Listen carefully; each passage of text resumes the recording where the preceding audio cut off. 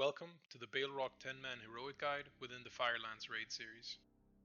This guide will provide a detailed breakdown for raid leaders and curious viewers, as well as a summarized strategy with role descriptions if you're only interested in the TLDR, both of which are going to be accessible through the timestamps in the description. Baleroc is generally considered to be one of the toughest encounters in the raid, but I'm going to break it down and help you achieve your kills with ease. This breakdown will first explain the important mechanics of the fight, then we will look into how each specific role should handle the mechanics. The first aspect of this fight is in relation to positioning. You will tank Baleroc at his spawn point, facing away from the raid. The melee DPS will be loosely spread around the hitbox of the boss. The healers will stand approximately 10 to 15 yards outside of the hitbox of the boss, with range DPS loosely spread around the boss at the same distance. The encounter will require a lot of movement from the DPS players, but maintaining a loose spread between players in this fight is crucial. The first mechanic is called Blades of Baleroc. The first cast is 30 seconds into the fight, and each subsequent cast is on a 45-second cycle. This cast will substitute the boss's melee hits with an empowered attack, and when he casts it, he will either equip an Inferno Blade or a Decimation Blade and continue hitting the tank. The hits are going to have a specific amplification based on which blade he has equipped. The Inferno Blade makes Baleroc deal fire damage with each melee swing for 6 hits in total. This is a big tank buster mechanic, and the tank should cycle defensives to survive this, as the damage is mitigatable. The Decimation Blade makes Baleroc deal shadow damage with each melee swing for 3 hits in total. This hit will always deal 90% of the tank's max HP and can only really be mitigated by using AMS on DKs. The tanks can either dodge or parry both of these abilities, so defensives giving dodge or parry are very strong here. When Baleroc hits the tank, he will gain a stacking buff which increases his fire damage dealt. This will continue to ramp, and he will hit some really big numbers in this fight. For each stack that Baleroc receives, he also applies stacks of Blaze of Glory on the tank.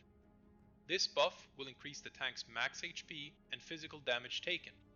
An effective average on these mechanics mean that each stack causes the tank to take 20% extra damage, but also gain 20% max HP.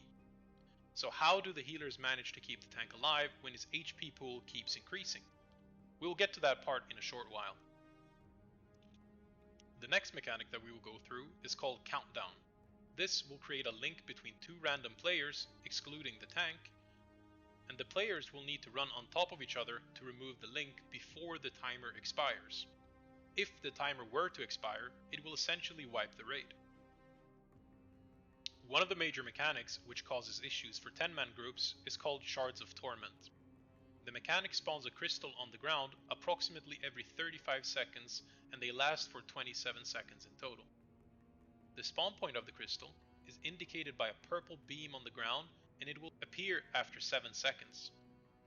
The crystal will shoot a beam on the closest target until it despawns, and this will need to be soaked by players in the raid.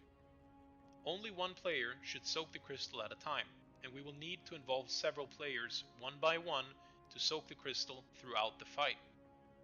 When the crystal shoots its beam on a target, it will apply a stacking debuff called Torment on the soaker approximately every second. Each stack of the debuff deals ticking damage on the target, which ramps to a higher damage taken per second when the soaker gets higher stacks. The goal of this soaking mechanic is to rotate soakers such that the healers can keep the soakers alive until the crystal despawns and the cycle can be repeated. What makes this mechanic particularly hard is that you will get a 40-second debuff called Tormented after you have soaked the crystal. The debuff will cause you to take heavily increased damage from any following soaks, effectively rendering you unable to conduct any soaks until the debuff falls off. This in itself would be a fairly easy to deal with, but the Tormented debuff will reduce your healing done by 50%, and it will spread to any players you come in melee contact with, refreshing the debuff. Due to this, it's paramount that you do not walk into any other players, hence the loose spread positioning, unless you are clearing your debuff from Countdown. Also, This mechanic makes it so that the healers are very bad options to soak the crystal. The final two mechanics of this fight are called Vital Spark and Vital Flame. These mechanics are what's going to allow the healers to keep the tank topped despite his growing HP pool. When you are direct healing any person who is soaking a crystal, you will gain stacks of Vital Spark, which will stack and last throughout the fight. The higher amount of Torment debuff the soaker has, the more stacks of Vital Spark you will gain per heal. Once you use any direct heal on the tank, you will substitute your stacks of Vital Spark for a 15-second buff called Vital Flame. The Vital Flame will increase your healing done to the tank based on the amount of sparks you had when you substituted it. Once the 15-second buff is expired, you will regain your stacks of Vital Spark, and you can trigger another heal on the tank to once again get your buff of Vital Flame for 15 seconds. The absolutely most important task for the healers is to keep as much uptime as possible on Vital Flame. If you can keep the buff active for 90+% of the fight, you will never struggle to keep the tank healthy. This segment of the breakdown will be reserved to explain the soaking mechanics and soaking rotation in more details. So, first of all, the encounter will be heavily dependent on your raid composition. For this fight, I would recommend a setup consisting of 1 tank, 2 healers, and 7 DPS, especially if you have a disciplined priest. I'm going to explain this segment under the assumption that you're using the recommended composition, but if you're using any other composition, I will give alternative recommendations during this breakdown. Regardless of your composition, you will always try to have one person on your team who can solo soak the first crystal.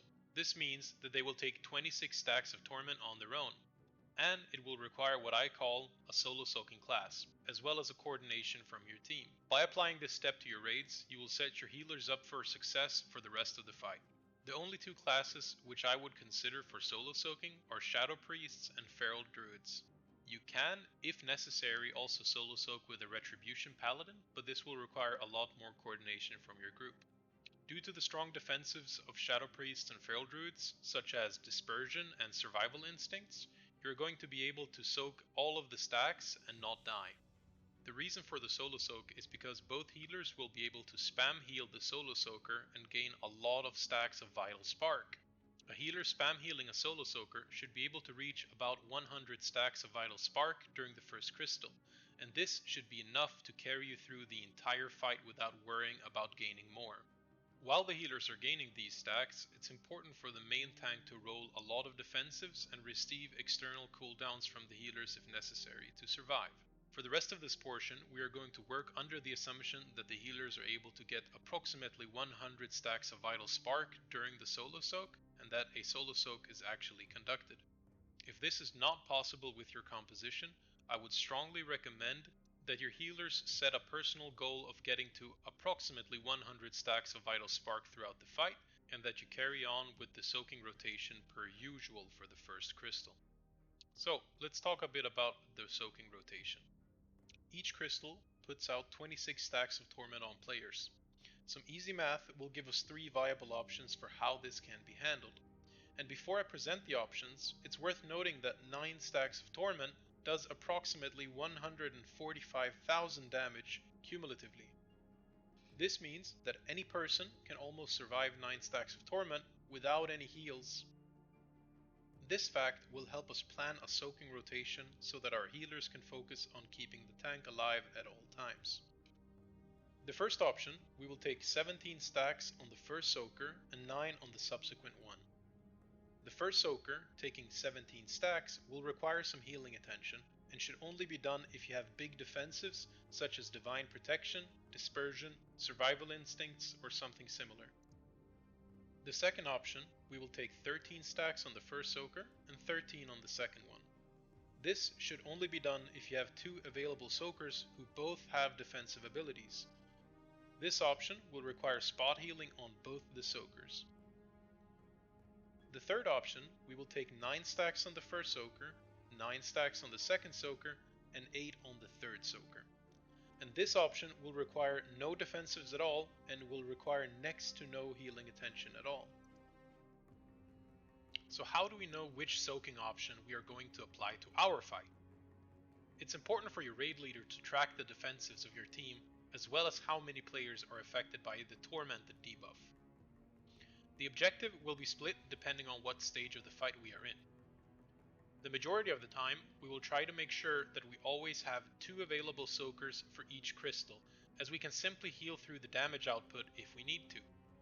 If we have more than 2 available soakers for a crystal, we need to weigh 2 factors. The first factor is, do we have defensives available? If you do, we might take a 17 stack followed by 9 stack soak to utilize our cooldowns. If we do not have defensives, we need to weigh in factor 2, being, do we have a lot of people with the Tormented debuff? If we have plenty of people to spare, we will conduct a 9-9-8 stack soak, and if we are running short on people, we will simply do a 13 by 13 stack soak, requiring less people to be involved. In general, these decisions should be made by one singular player on an ad hoc basis, as the fight does include some element of RNG due to the countdown mechanic. It's important for your healers to be aware of these callouts so that one of the healers can stop healing the tank and heal the soaker if any soaker is intending to take more than 9 stacks of torment. Also, if any healer gets tormented, this healer should automatically become the person in charge for keeping the soakers alive. This marks the end of the breakdown of the Baleroc 10-man heroic encounter. The upcoming section will provide an extended TLDR for anyone who wants a step-by-step formula for how to get this encounter done. In the room, start by tanking the boss at his spawn position. Melee DPS have a loose spread around the boss at max melee range.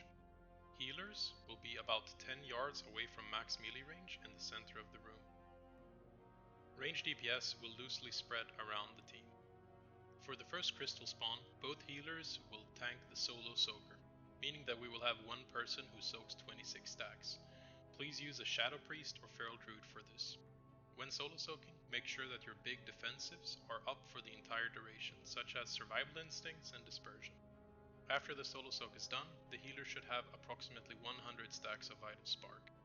Conduct a soaking rotation on all the following crystals by either soaking 17 stacks on one person and 9 on the next if you have big defensives, or split it between 2 players, taking 13 stacks each if you have any defensive, or simply do 3 people soak with 9 times 9 times 8 stacks on the crystals. Weigh in factors such as how many players you have available in the team that are unaffected by Tormented debuff. Healers, you should be aware of how many stacks the soaker is intending to take. If they are taking 17 stacks or 13 stacks, make sure that you spot heal them. If they are taking 9 stacks, you can basically ignore them. Healers will aim to have 100% uptime on the Vital Flame buff, which is triggered by an active heal on the tank. Make sure to refresh the buff when it's expiring. If any member of the team gets countdown, make sure to run to your linked ally. Repeat this process until the boss is dead. For more details on this encounter, please watch the full breakdown available with the timestamps in the description. Thank you all very much for watching. I hope you all enjoyed the guide, and if you did, please make sure to leave a like and drop a comment and subscription on this channel.